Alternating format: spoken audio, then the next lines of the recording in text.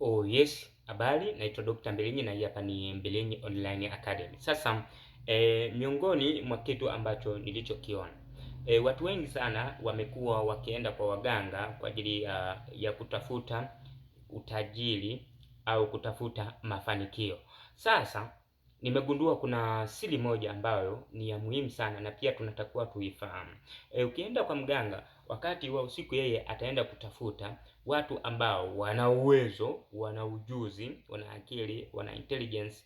Pia atachukua nyota zao kwa ajili ya kukupatia wewe. Mwisho wa siku ukitumia au akiunganisha hizo nyota zinafanikisha kwako. Sasa kama wewe unaona kabisa hauna uwezo huo, tafuta watu ambao unajua kabisa kwamba huyu ana uwezo wa kitu fulani, unamuweka ofisini kwako.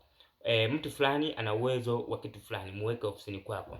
Ni sio simple sana, ni ya kawaida lakini ni ya kawaida sana.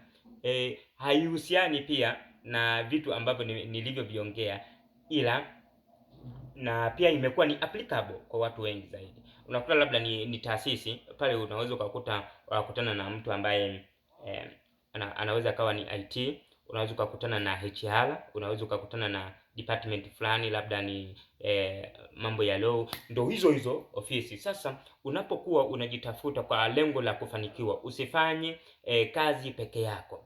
Umeona? Usifanye kazi peke yako, fanya kazi na watu. Lengo ni nini? Ni kutafuta zile nyota zilizo na mafanikio, kwa sababu huyu mtu anajua kitu fulani, huyu mtu ana intelligence ya kitu fulani. Kwa hiyo tumia yule mtu kwa ajili ya kuzalisha, na hivyo vitu vyote nimeviandika katika kitabu changu cha Unpopular Technique Book.